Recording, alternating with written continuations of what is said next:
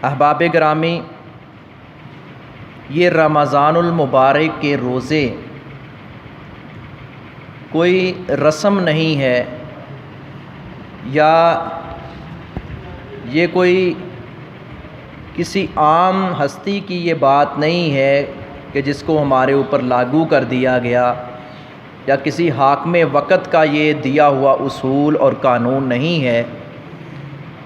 یہ دنیا کے کسی حاکم کی دیا ہوا شیڈول نہیں، بلکہ حاکم اعلیٰ جو اقتدار اعلیٰ کی ذات جو مالک ہے وہ اللہ کی ذات ہے، جس کا اقتدار اور اختیار ہمیشہ سے ہے اور ہمیشہ تک رہے گا۔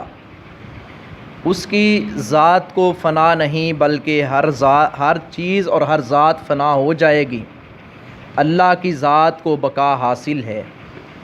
یہ اس کا اصول ہے، اس کا حکم ہے، اور اس نے اس بات کا اعلان فرمایا کہ یہ روزے صرف تم پر فرض نہیں کیے گئے، بلکہ تم سے پہلے بھی لوگوں پر یہ روزے فرض کیے گئے ہیں۔ یا ایھا الذین آمنوا کتب علیکم الصیام، ایمان والو تمہارے اوپر روزے فرض کر دیے گئے ہیں، لکھ دیے گئے ہیں، فرض کر دیے گئے ہیں۔ کما کتب علی الذین من قبلکم لعلکم تتقون، جیسا کہ تم سے پہلے لوگوں پر بھی یہ روزے فرض کیے گئے۔ اور اس کا مقصد بھی بتا دیا، اس کا مقصد تقوی ہے، پرہیزگاری ہے، اللہ رب العزت کا خوف اور ڈر ہے۔ اللہ رب العزت کے خوف اور ڈر سے مراد جو اس نے جہنم تیار کر رکھی ہے، جس کے بارے میں کہا گیا، فرمایا گیا کہ اس کا ایندھن انسان اور جن ہوں گے، انسان اور وقودہ الناس والحجارہ، لوگ اور پتھر ہوں گے۔ جن و انس یہ دو مخلوقات ہیں جو حساب و کتاب کی پابند ہیں اور جن کو مکلف کہا گیا ہے۔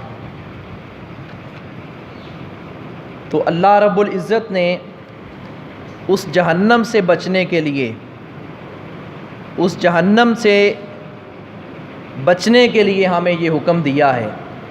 جو اللہ کا عذاب ہے، اللہ نے اس سے ڈرایا ہے کہ اس سے ڈر اور خوف کا مصداق وہی ہے جو یہ روزے رکھ لے گا، جو نمازیں پڑھ لے گا، جو زکوٰۃ ادا کر دے گا۔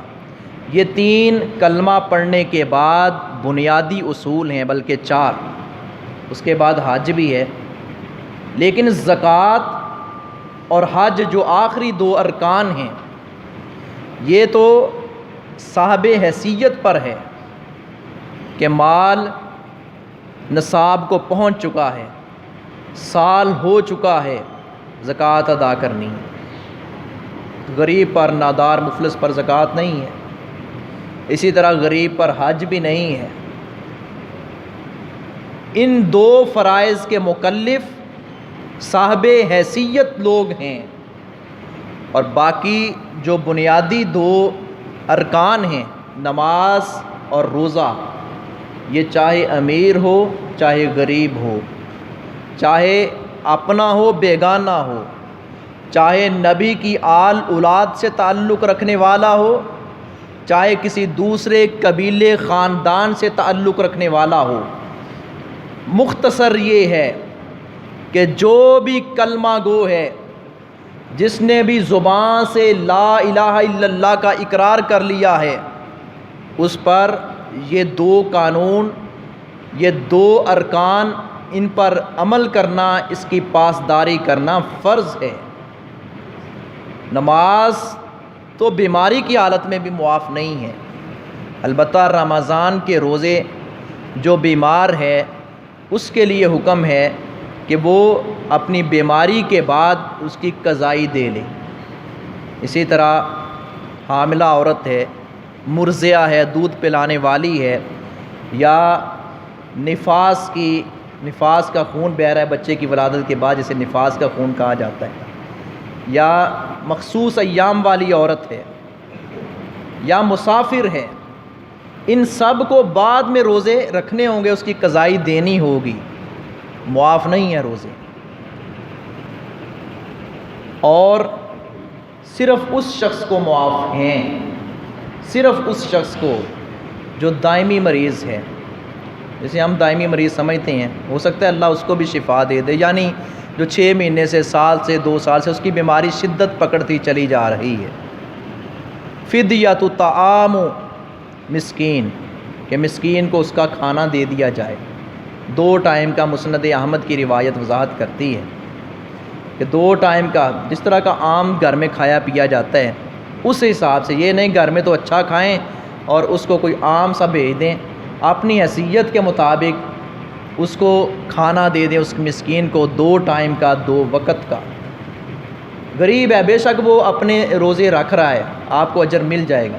یہ صرف اس مریض کے لیے ہے جو سال ہا سال سے، یا اس کی مرض بڑھتی چلی جا رہی ہے، یا انتہائی لاغر کمزور بوڑھا ہے، ہڈیوں کے اندر جان نہیں ہے، جسم کے اندر، گوشت کے اندر جان نہیں ہے، اس کی جگہ کسی کو، باقی لوگوں نے بعد میں روزے رکھنے۔ قرآن کے 2-4 مسائل کچھ زیادہ ہیں، میں مختصر کرتا ہوں جو ضروری ہیں رمضان المبارک سے پہلے، جو گزارشات میں نے آپ کے سامنے رکھنی ہیں۔ قرآن کی بعض آیات میں سے 1-2 آیتیں تو خاص ہیں جن سے بعض نے اپنا مطلب نکالنے کی کوشش کی ہے کہ جی بے شک صحت مند ہو، تندرست و توانا ہو، وہ کسی کو اگر چاہے تو راشن وغیرہ دے دے، اس کے لیے شریعت نے رخصت رکھی ہے۔ ایسا کوئی شریعت نے ضابطہ نہیں رکھا، ایسا کوئی حکم مستقبل کے لیے، آج یا کل کے لیے ہمارے لیے نہیں ہے۔ تندرست اور توانا کو ہر لحاظ سے روزے رکھنے ہوں گے، یہیں سے حساب لگا لیں۔ جو مسافر ہے اس نے بعد میں روزہ رکھنا ہے، جو مرضعہ ہے، جو حاملہ ہے، جو نفاس والی ہے، جو مخصوص ایام والی ہے، اس نے بعد میں روزے رکھنے ہیں۔ تو تندرست و توانا کو کیسے گنجائش مل سکتی ہے؟ لا یکلف اللہ نفسا الا وسعہا، اللہ کسی کو اس کی وسعت سے زیادہ تکلیف نہیں دیتا۔ اب اس کو یہ الٹ مطلب نہ لیا جائے کہ وسعت سے زیادہ، میرے اندر وسعت نہیں ہے میں روزے، اپنی مرضی کا مطلب مفہوم نہیں چلے گا۔ عبداللہ ابن عباس مفسر قرآن ہیں رضی اللہ تعالی عنہما، انہوں نے رمضان المبارک کے متعلق جو آیات ہیں جن کی میں نے تلاوت کی ہے، کتب علیکم الصیام کما کتب علی الذین من قبلکم لعلکم تتقون، اور اسی طرح دوسری آیت جس میں وضاحت اللہ رب العزت نے مزید فرما دی کہ جو مریض ہے، جو سفر میں ہے، وہ فمن شاہد منکم الشہر فلیصمہ ومن کان مریضا او علی سفر فعدۃ من ایام اخر۔ فرمایا جو مریض ہے یا مسافر ہے وہ بعد میں اس کی قضائی دے لے، وہ ان دنوں کے روزے رکھ لے۔ تندرست و توانا شخص کے لیے بالکل اور قطعاً گنجائش نہیں ہے، وگرنہ اللہ رب العزت کے ہاں جواب دہ ہے۔ اور یہ رمضان کے روزے، اس کے بڑے فوائد ہیں، فوائد ہی فوائد ہیں، کوئی ایک بھی نقصان نہیں ہے۔ شریعت نے جو احکامات ہم پر لاگو کیے ہیں وہ اس میں خیر ہی خیر ہے، بھلائی ہی بھلائی ہے۔ رسول اللہ صلی اللہ علیہ وسلم نے فرمایا میں تمہیں اس دین پر چھوڑ کر جا رہا ہوں جس کی راتیں لیلوہا کانہاریہا، اس کی راتیں بھی ایسے روشن ہیں جیسے دن روشن ہے۔ لا یزیغ عنہا بعدی الا ہالکن، فرمایا اس دین سے منہ وہی پھیرے گا، بے رخی وہی برتے گا جس کے مقدر میں ہلاکت لکھ دی گئی۔ اور یہ وہ دین ہے، رسول اللہ صلی اللہ علیہ وسلم نے فرمایا ہر خیر والی چیز میں نے تمہیں بتا دی ہے اور ہر شر والی چیز سے میں نے تمہیں روک دیا ہے۔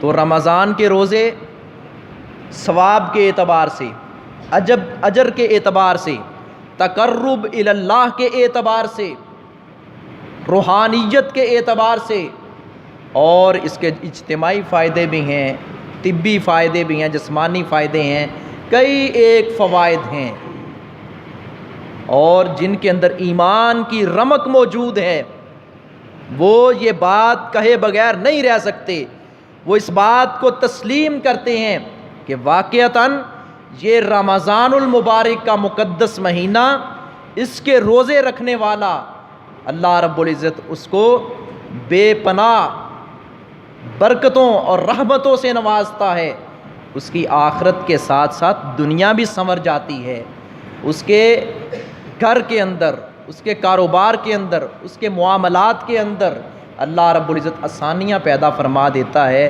اس کو تازگی ملتی ہے، اس کے ایمان کو جلا ملتی ہے، اور وہ خوش و خرم نظر آتا ہے، اس کا دل مطمئن رہتا ہے۔ یہ وہ شخص ہوتا ہے یا ایتھا النفس المطمئنہ، اطمینان قلب والا، دلی سکون والا، اور دلی سکون اللہ کے کلام میں ہے، دلی سکون نماز پڑھنے میں ہے، دلی سکون رمضان کے روزے رکھنے میں ہے، دلی سکون کلام اللہ کی تلاوت کرنے میں ہے، جو خیر والی باتیں ہیں جو ہمارے دین نے ہمیں سکھلائی ہیں، اطمینان قلب انہی میں موجود ہے۔ یہ دنیا کی چاشنی، یہ دنیا کی رنگینیاں، ان کے اندر سکون نہیں ہے، وگرنہ پوچھ کے دیکھیں، آپ نے دیکھے ہیں اپنی آنکھوں سے لاکھوں اربوں کھربوں کروڑوں پتی جو کہتے ہیں ہمیں سکون نہیں ہے، دولت تو بہت زیادہ ہے لیکن سکون نہیں۔ سکون ایمان والے کو ملتا ہے، سکون اور چین اور اطمینان یہ اس کو ملتا ہے جس کے اندر ایمان موجود ہے اور ساتھ وہ صالح اعمال بھی کرتا ہے، اور وہ اللہ کی رضا کے لیے کرتا ہے، اس کے دل میں کوئی کھوٹ نہیں ہوتی، میل کچیل نہیں ہوتی، اس کا جینا اور مرنا اللہ کے لیے ہوتا ہے۔ ان صلاتی و نسکی و محیایا و مماتی للہ رب العالمین۔ یہ رمضان المبارک، لفظ رمضان یہ رمز سے ہے جس کے معنی ہے جلانا۔ مفسرین نے اس کی وضاحت کرتے ہوئے لکھا ہے کہ یہ مہینہ ایسا ہے جو گناہوں کو جلا کر اور راکھ کر کے رکھ دیتا ہے، راکھ بنا دیتا ہے گناہوں کو۔ اور یہ قرآن کریم کی آیت کریمہ سوموار کا دن تھا، شعبان المعظم 2 ہجری میں نازل ہوئی، اس وقت یہ روزے فرض ہوئے۔ یا ایھا الذین آمنوا کتب علیکم الصیام کما کتب علی الذین من قبلکم لعلکم تتقون۔ روزہ سے ضیاء ملتی ہے، قلب و نظر کو مومن کے لیے چشمہ تنویر ہے روزہ۔ یہ روزہ رسول اللہ صلی اللہ علیہ وسلم نے فرمایا الصوم جنۃ، روزہ ڈھال ہے، ڈھال، دشمن سے بچنے کے لیے ڈال ہوتی ہے، یہ زرہ ہے، یہ لباس ہے، یہ ہتھیار ہے، یہ اپنے آپ کو سیو اور محفوظ کرنے کے لیے، اسی طرح گناہوں سے بچنے کے لیے یہ روزہ ڈھال ہے۔ اور آپ نے دیکھے ہیں روزے رکھ کر کہ روزہ بندے نے رکھا ہوتا ہے، بندہ کہتا ہے جھوٹ نہیں بولنا یار میرا روزہ ہے، بدتمیزی نہیں کرنی، گالی گلوچ نہیں کرنا، آٹومیٹک انسان رکتا ہے کہ میرا روزہ ہے۔ اور اس روزے کے فوائد جو ہیں وہ تو بہت زیادہ ہیں۔ رسول اللہ صلی اللہ علیہ وسلم نے، ہاں میں عرض کر رہا تھا، یہ روزہ، یہ رمضان لفظ رمز سے ہے جس کا معنی ہے جلانا، جو نیکیوں کو جلا، گناہوں کو جلا کر رکھ دیتا ہے، اور روزہ فارسی زبان کا لفظ ہے، عربی میں صوم بولتے ہیں، اس کی جمع صیام ہے، کتب علیکم الصیام۔ اور یوں بھی رسول اللہ صلی اللہ علیہ وسلم نے فرمایا، حدیث قدسی ہے، الصوم لی وانا اجزی بہ، اللہ رب العزت خود فرماتے ہیں کہ روزہ میں رب العالمین کے لیے، اس کا بدلہ بھی میں خود رب ہی دوں گا۔ اچھا یہ لفظ جو ہیں اس کا بدلہ بھی میں رب دوں گا، نماز کے لیے نہیں اللہ رب العزت نے بولے، حج کے لیے، زکوٰۃ کے لیے، دیگر عبادات کے لیے نہیں بولے، صرف روزے کے لیے خاص بولے ہیں۔ شارحین نے، مفسرین نے اس کی وضاحت یوں فرمائی ہے کہ اتنا کسی اور نیکی کا اجر نہیں، باقی نیکیوں کا اجر اللہ نے مقرر کیا ہے، روزے کا اجر اللہ نے مقرر نہیں کیا۔ فرمایا اس کی جزا اور بدلہ میں خود رب العالمین عطا کروں گا۔ حالانکہ نماز کا بدلہ بھی تو اللہ نے دینا، کسی اور نے تو نہیں دینا۔ زکوٰۃ ہے، حج ہے، دیگر بدنی اور مالی عبادات ہیں، سب کا اجر اللہ نے دینا ہے۔ روزے کے بارے میں مخصوص الفاظ کیوں؟ یہ اسی لیے ہے کہ روزے کی بڑی فضیلت ہے۔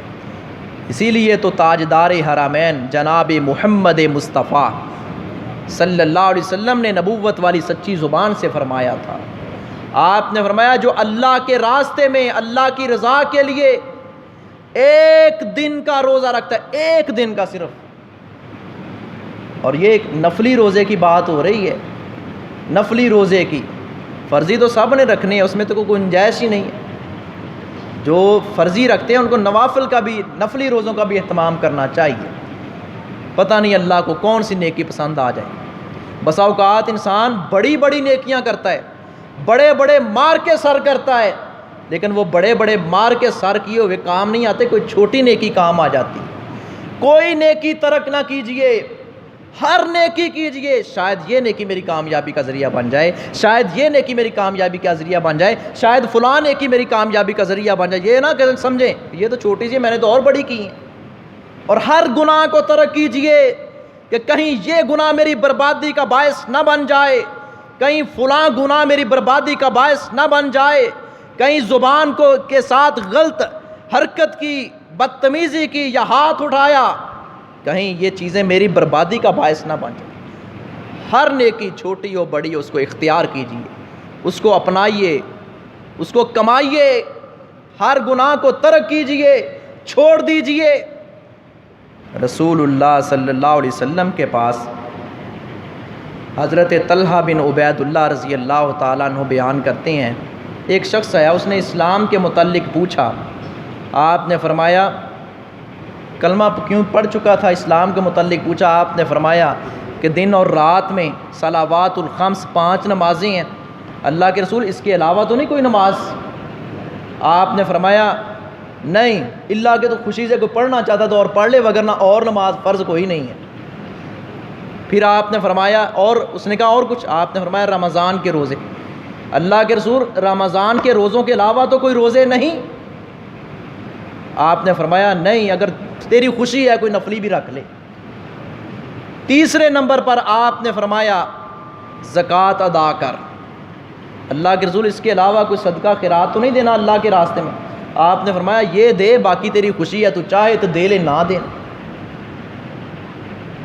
نبی اکرم صلی اللہ علیہ وسلم کی زبان مبارک سے یہ الفاظ سنیں تو آپ صلی اللہ علیہ وسلم سے کہنے لگا واللہ لا ازید ھذا ولا انقص، اللہ کی قسم ہے نہ میں اس سے زیادہ کروں گا نہ اس سے کم کروں گا۔ رسول اللہ صلی اللہ علیہ وسلم نے فرمایا افلح ان صدق، اگر اس نے سچ کہا ہے تو یہ نجات پا گیا ہے۔ ابھی ارادہ کیا ہے، نیتیں صاف کریں کہ ہم نے روزے رکھنے ہیں رمضان کے، اللہ حوصلہ بھی دے دے گا۔ جب نیت کے اندر ہی کھوٹ ہو کہ پتہ نہیں کیا بن جائے گا، اور ڈاکٹر کے کہنے پر، ڈاکٹر صاحب کے کہنے پر بھی تو ہم کھانا پینا بند کرتے ہیں، کئی چیزوں کی پابندی برداشت کرتے ہیں۔ اللہ نہ کرے کسی پر فقر و فاقہ آ جائے، اللہ نہ کرے، تو پھر بھی تو ہم گزارا کرتے ہیں۔ آپ دیکھتے نہیں، لوگوں کو دیکھ کر سبق حاصل کیجئے، جو بیچارے بھلک رہے ہیں بھوک میں اور 1-2 ڈنگ کی روٹی نہیں ان کے پاس۔ یہ روزے کے اجتماعی فوائد بھی ہیں کہ پوری دنیا کے مسلمان روزے رکھتے ہیں، ایک دوسرے سے ہمدردی، غم گساری کا اظہار کرتے ہیں۔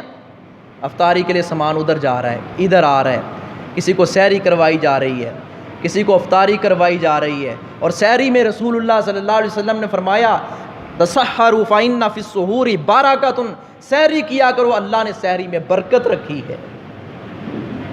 پچھلے رمضان کی بات ہے، کسی نے مجھے بتایا جی ہمارے بچے روزے نہیں رکھتے، وہ کہتے ہیں جی ہم برکت کے لیے سحری کھا لیتے ہیں، بعد میں ٹھیک ہے موجیں ہم نے برکت حاصل کر لی۔ ایسے برکتیں نہیں ملیں گی۔ کیا سحری کھا کے صرف سو جانا اور دوپہر کو اٹھ کے پھر کھا لینا اور روزے نہ رمضان کے رکھنا اور سمجھنا میں برکات حاصل کر رہا ہوں؟ بڑی سخت معاملات ہیں، بڑے کٹھن مراحل ہیں۔ ایسے نہیں صحابہ اکرام رویا کرتے تھے داڑیں مار کر، جہنم کا تذکرہ آتا تو رونگٹے کھڑے ہو جاتے، جنت کا تذکرہ آتا تو اش کر اٹھتے، دل مچل اٹھتا، کاش یہ عمل بھی کر لیں، یہ عمل بھی کر لیں، کہیں نہ کہیں چھلانگ لگا کر کسی طریقے جنت میں داخل ہو جائیں، جہنم سے بچ جائیں۔ ہم کیوں نہیں ہلتے، ٹس سے مس نہیں ہوتے؟ اور سن لیجئے، ابو امامہ رضی اللہ تعالیٰ عنہ بیان کرتے ہیں کہ میں نے آپ صلی اللہ علیہ وسلم کو فرماتے سنا کہ میں سویا تھا، میرے پاس دو آدمی آئے، انہوں نے مجھے میرے بازوؤں سے پکڑا۔ کس کو؟ رسول اللہ صلی اللہ علیہ وسلم کو۔ آپ اپنا خواب بیان فرما رہے ہیں۔ مجھے دشوار پہاڑی پر چڑھایا گیا اور وہاں میں نے کچھ لوگوں کی چیخو پکار سنی۔ انہوں نے بتایا کہ یہ جہنمیوں کی آوازیں ہیں، یہ وہ لوگ ہیں جو روزوں میں کھایا پیا کرتے تھے۔ یہ ترغیب اور ترہیب کی صحیح روایت ہے۔ روزہ چھوڑنے کا انجام بہت برا ہے، نماز چھوڑنے کا انجام بہت برا ہے۔ جو امت مسلمہ کی ذلت اور پستی کے جو بنیادی اسباب ہیں، ان میں سے ایک یہ سبب بھی بنیادی سبب ہے کہ ہم نام کے مسلمان ہیں، ہم کام کے مسلمان نہیں ہیں۔ زبان سے کہہ بھی دیا لا الہ تو کیا حاصل، دل و نگاہ سے مسلمان نہیں تو کچھ بھی نہیں۔ نبی اکرم صلی اللہ علیہ وسلم نے بالخصوص نوجوانوں کی جماعت کو فرمایا تھا، یا معشر الشباب، اے نوجوانوں کی جماعت روزے رکھا کرو۔ اور یہ رمضان کے روزے نہیں، آپ نے نفلی روزوں کی ترغیب دلائی ہے۔ آپ نے فرمایا کہ یا معشر الشباب، اے نوجوانوں کی جماعت، تمہیں چاہیے کہ نکاح کرواؤ۔ اگر نکاح کی طاقت نہیں رکھتے، مسائل آڑے ہیں، تاخیر اور اس کا مطلب کئی ایک تشریحات ہیں، تو پھر کیا ہے؟ روزے رکھا کرو۔ یہ تمہارے نفس کو یہ روزہ قابو میں رکھتا ہے، تمہاری جنسی خواہشات کو کنٹرول میں رکھتا ہے۔ یہ ساری چیزیں اس کی توضیح میں آتی ہیں، وضاحت میں آتی ہیں۔ تو رمضان کے روزے تو پھر گنجائش ہی نہیں، یہ تو ہمیں نفلی روزوں کی ترغیب دی جا رہی۔ نبی اکرم صلی اللہ علیہ وسلم نے یوں بھی فرمایا، آپ نے فرمایا کہ جب رمضان کی پہلی رات ہوتی ہے، جنت کے سارے دروازے کھول دیے جاتے ہیں، کوئی دروازہ بند نہیں رہتا، جہنم کے سارے دروازے بند کر دیے جاتے ہیں، کوئی دروازہ کھلا نہیں رہتا، اور ایک اعلان کرنے والا اعلان کرتا ہے، وَيُنَادِي مُنَادٍ یا باغی الخیر اقبل وَيَا باغی الشر اقصر۔ ایک اعلان کرنے والا اعلان کرتا ہے، اے نیکیوں کے طلبگار اور بڑھ آگے نیکیاں کر، اور ایک اعلان یہ بھی کرتا ہے ساتھ، اور برائیاں کرنے والے اب باز آ جا، رک جا۔ یہی روزے کا مقصد ہے، لعلکم تتقون، تاکہ تم گناہوں سے بچ جاؤ، جہنم کی آگ سے بچ جاؤ۔ اور اس کو قرآن نے کامیابی قرار دیا ہے کہ جو جنت میں داخل ہو گیا، فمن زحزح عن النار وادخل الجنہ، جو جہنم سے بچا لیا گیا اور جنت میں داخل ہو گیا، فقد فاز، پس تحقیق وہ کامیاب ہے۔ یہ کامیابی ہے۔ ہم تو دنیا کے اندر کامیابیاں ڈھونڈ رہے ہیں، ٹھیک ہے، دنیا کمائیں، حلال کمائیں، حلال کھائیں، لیکن یہ دنیا ہمارا مقصد نہیں ہے، یہ تو ضرورت ہے۔ مقصد تو ہمارا یہ ہے کہ ہم اللہ کی بندگی کر کے صراط مستقیم پر چل کر جنت میں داخل ہو جائیں، اور ہمیشہ کی زندگی، سکون کی زندگی وہ ہم پائیں اور اس کو حاصل کریں۔ اور پھر اس کے اندر کئی ایک، رمضان کے اندر قرآن کی تلاوت کرنا، پھر صدقہ و خیرات کرنا، اور اسی طرح صدقہ و خیرات اور قرآن کی تلاوت، ساتھ آخری عشرے میں بالخصوص آخری عشرے میں لیلۃ القدر جو آتی ہے، جس کے لیے نبی اکرم صلی اللہ علیہ وسلم کمر بستہ ہو جاتے تھے، آج مسنون اعمال جو ہیں، جس لیلۃ القدر کو ہم نے تلاش کرنا، اس کے لیے ہم تگ و دو نہیں کرتے. ہم صرف 27ویں رات کو شب بیداری کا اہتمام کر کے 2-4 تقریریں سنی، نعرے شارے لگائے، گھروں میں چلے گئے اور سمجھ لیا کہ ہم نے لیلۃ القدر پا لی ہے. ایسے بات نہیں بنے گی. آخری عشرہ پورا اس کا اہتمام کیا جائے، شب بیداری کا، بالخصوص طاق راتوں کا، کیونکہ لیلۃ القدر کسی بھی طاق رات میں آ سکتی ہے. اس کے لیے ہم کوشاں نہیں ہوتے. باقی سال میں کوئی 2-4 مولویوں نے بتایا ہے نا، جو مولویوں نے بتایا ہے، علماء نے جو بتایا ہے، آج کے علماء نے جن پر وحی نہیں آئی، وہی تو رسول اللہ صلی اللہ علیہ وسلم پر انہوں نے جو بتا دیا، ہم نے اس کو تو ترجیح دی، ہم نے اس کو تو دین سمجھا کہ اس شب بیداری کا بھی اہتمام کریں، فلاں کا بھی کریں، فلاں کا بھی کریں. لیکن سچی بات ہے، جو لیلۃ القدر ہے، جس کے بارے میں قرآن نے کہا ہے 1000 مہینے سے جس کی عبادت بہتر ہے، اس کے لیے ہم تگ و دو نہیں کرتے. کیا اللہ کے کلام سے سچی بات بھی کسی کی ہو سکتی؟ کیا رسول اللہ سے بڑھ کر کوئی اچھی تعلیم کی بھی کسی کی ہو سکتی؟ اسی کے اندر خیر ہے. اور پھر اعتکاف، نیکیاں ہی نیکیاں ہیں، نیکیاں ہی نیکیاں ہیں. پورا مہینہ رحمت کا ہے، پورا مہینہ بخشش کا ہے، اور پورا مہینہ جہنم سے آزادی کا ہے. کوئی ایک عشرہ بھی رسول اللہ نے خاص نہیں کیا. ہم آئیں تو صحیح. بتوں سے تجھ کو امیدیں، خدا سے نا امیدی.